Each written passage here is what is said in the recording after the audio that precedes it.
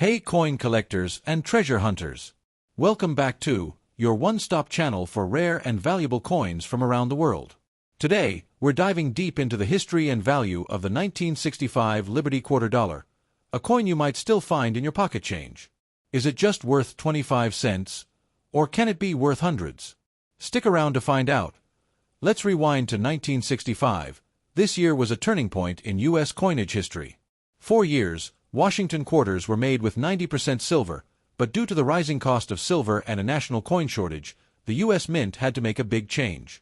So in 1965, they removed silver from the quarter entirely and replaced it with a copper-nickel clad composition. This new version was lighter and less shiny, but it helped the mint produce more coins quickly to meet demand.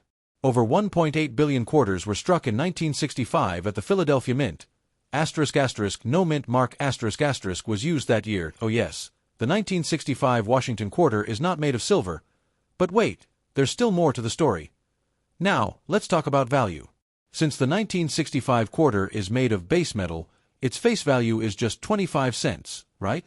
Technically yes, but depending on the condition, errors, and collector demand, these coins can sell for much more. In average circulated condition, a 1965 quarter is usually worth around $0.25 to $1. But if it's in better condition, like AU, about uncirculated, or mint state, MS, you're looking at $5 to $30, or even more if it's certified by grading services like PCGS or NGC. Here's where things get really exciting.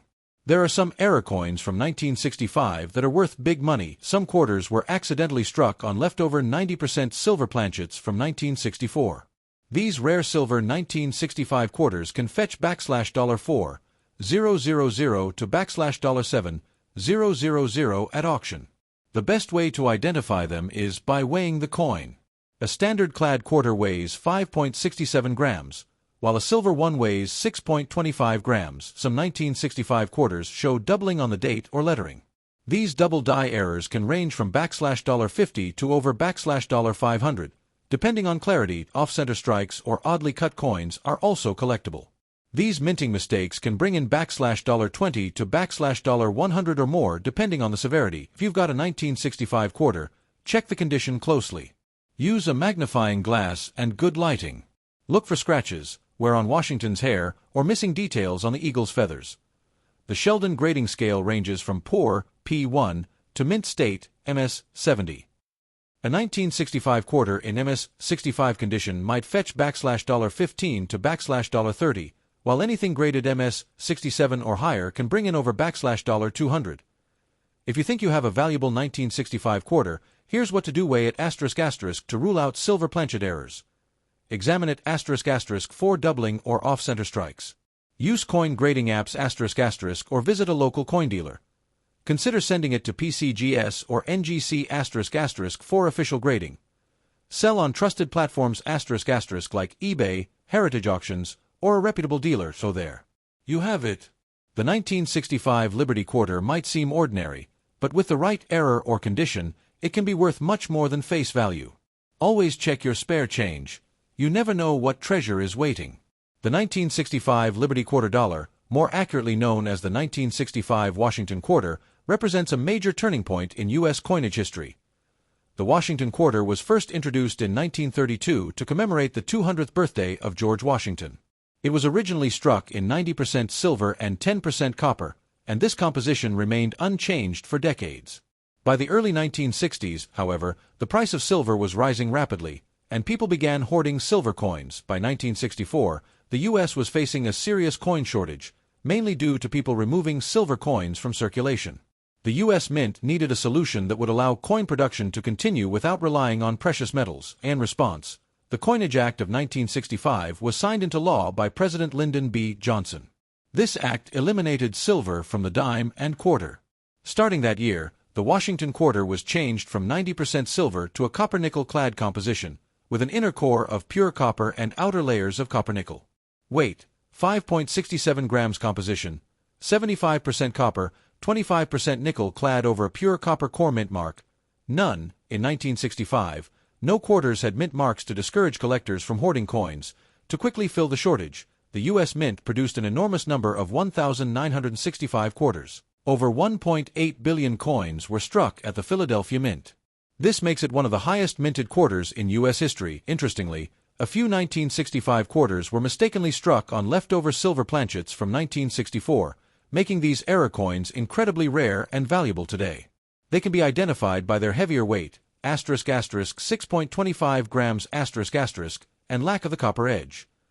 The 1965 quarter marked the beginning of a new era in U.S. coinage, one where silver was no longer used in circulation. While the coin itself is not considered rare due to its massive mintage, certain errors and high-grade specimens are highly sought after by collectors. The 1983 Washington Quarter Dollar. So stick around, you might be holding on to a hidden gem. The 1983 quarter is officially known as the Washington Quarter, named after George Washington, whose profile has graced the front of the coin since 1932. The Liberty inscription and the year 1983 are clearly shown on the obverse, while the reverse features a majestic eagle, perched with wings spread. But here's where it gets interesting. 1983 was a unique year for coin collectors. Due to a national recession in the early 80s, the U.S. Mint did not release official mint sets for circulation in 1982 and 1983. That means no uncirculated government-issued coin sets were made, making high-grade 1983 quarters much harder to find today. The 1983 quarter was minted in two locations: Philadelphia Mint asterisk asterisk, no mint mark around 673 million coins, Denver Mint asterisk asterisk, D mint mark around 617 million coins. Despite these high numbers, most 1983 quarters were heavily circulated, and finding one in mint or near mint condition is quite rare. That's why collectors are willing to pay a premium for coins in excellent condition or with errors. If you have a 1983 quarter that's been used in regular transactions, meaning it's in circulated condition, its value is typically between 25 cents and $1, depending on wear and overall eye appeal. However, if you're lucky enough to have a coin with light wear, strong luster, or clear details, it might fetch between $2 to $10, but the real value lies in uncirculated or high grade. Examples asterisk asterisk, MS65 or higher, certified by grading companies like PCGS or NGC. Those can be worth $50 to over $100. Now, let's talk about the real treasures. The 1983 quarter errors point. One of the most famous is the 1983 P. Washington quarter with a reverse struck on a die intended for a proof coin, resulting in extremely detailed and high-relief feathers on the eagle's chest. These are rare and can sell for hundreds. To identify valuable 1983 quarters, examine the condition, look for minimal wear and strong detail. Any mint mark, no mint mark equals Philadelphia, D equals Denver, signs of errors, doubling, off-centering, or odd coloration. Weigh the coin. Standard weight is 5.67 grams. Any major difference may indicate a wrong planchet. If you think you found a rare one, get it authenticated by PCGS or NGC, and then consider selling on eBay, heritage auctions, or other collector sites asterisk asterisk. So, while most 1983 Liberty quarters are worth face value, some rare errors and high-grade examples can be worth $50 to several $100.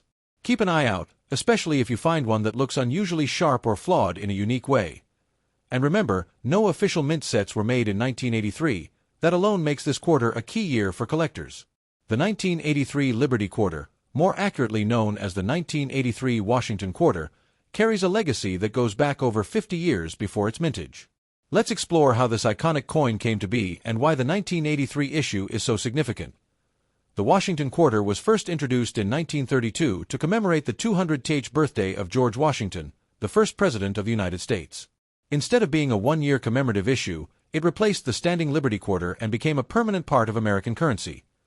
Designed by John Flanagan, the obverse features a left-facing profile of George Washington with the word Liberty above his head, In God We Trust on the left, and the mint year at the bottom.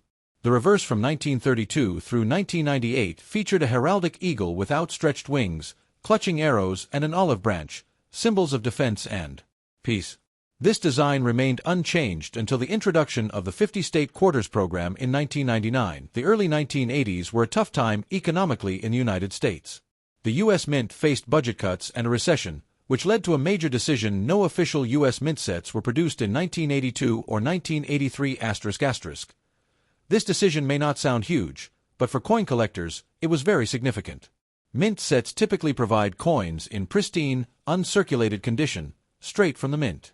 Without these sets, collectors had no easy access to high-grade 1983 quarters. As a result, most 1983 quarters went into regular circulation, where they were heavily used, accumulating scratches, dents, and wear. Because there were no government-issued mint sets for 1983, finding a 1983 quarter in excellent condition today is surprisingly rare. Even though over 1.2 billion quarters were produced between the Philadelphia and Denver mints that year, most surviving coins are in poor to average condition Philadelphia Mint, no mint mark ***, 673 million coins Denver Mint, D mint mark ***, 617 million coins. This makes mint state examples, MS, 65 or higher, of the 1983 Liberty Quarter highly sought after and often worth much more than face value. It's also worth noting that by 1983, U.S. quarters were being made from copper nickel clad ***, an outer layer of nickel bonded to a core of pure copper. This change actually started in 1965 to replace the previous 90% silver composition, so the 1983 quarter is not silver, but it's still important to collectors due to its scarcity in high grade and the potential for rare mint errors. One particularly famous variety from 1983 is the reverse die error on the Philadelphia Mint version. Some 1983 P quarters show a sharply detailed eagle with enhanced feathers, believed to be struck with dies intended for proof coins. These are rare and can fetch hundreds of dollars. In summary, the 1983 Liberty Quarter isn't just another pocket change coin. Thanks to the economic challenges of the early 80s, the lack of official mint sets, and the heavy circulation of the time, this coin has become a modern classic in American numismatics. It represents a period in U.S. coin history when even everyday coins had unexpected stories to tell. The 1984 Liberty Quarter Dollar, a coin many of you might have in your collection or even your coin jar. Is it worth more than 25 cents? Are there rare errors to look out for? Let's find out. First, let's look at the history of the 1984 Liberty Quarter, more formally known as the Washington Quarter. The Washington Quarter was first introduced in 1932 to commemorate the 200th birthday of George Washington, the first U.S. president. Its design features the profile of Washington on the obverse, head side, which was created by sculptor John Flanagan. The reverse side, from 1932 to 1998, depicts the classic eagle design. By 1984, this coin had already been in circulation for over 50 years. The 1984 quarter was struck during a time of high coin production in the U.S. and came out of three major mints: Philadelphia, no mint mark Denver, D mint mark, San Francisco, S mint mark, for proofs only.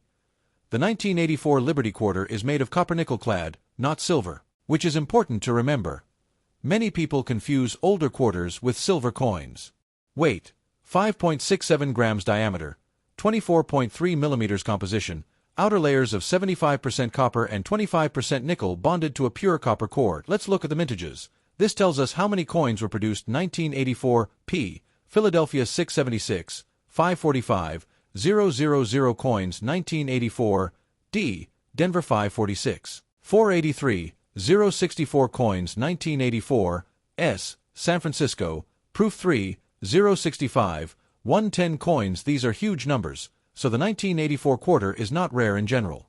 But don't worry, value comes in condition, demand, and especially, errors.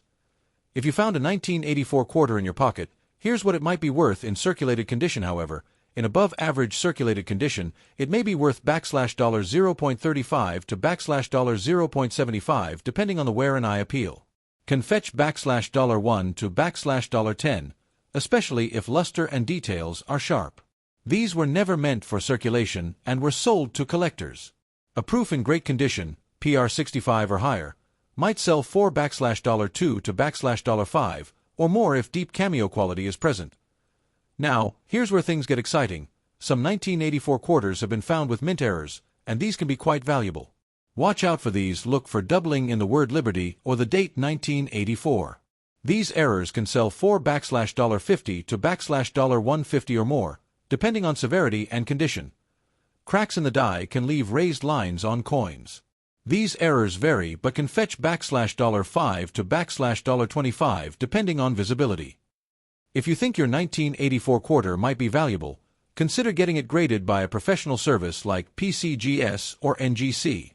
A coin graded MS67 or higher can sell for over $200 at auctions. Check for full details in Washington's hair and the eagle's feathers. That's a good sign of higher grade. Remember, even though 1984 quarters are common, a sharp eye can turn everyday change into treasure. Start by organizing your coins by year and mint mark, And always check for oddities or doubling under magnification. Oh, there you have it. The 1984 Liberty Quarter Dollar. It might only be worth face value in most cases, but with the right condition or an error, you could have something special in your hand. If you learned something new, hit that like button, share this video with fellow collectors, and subscribe for more videos on coins, currency, and collectibles. Have a 1984 quarter you're curious about? Drop a comment below and I'll try to help out.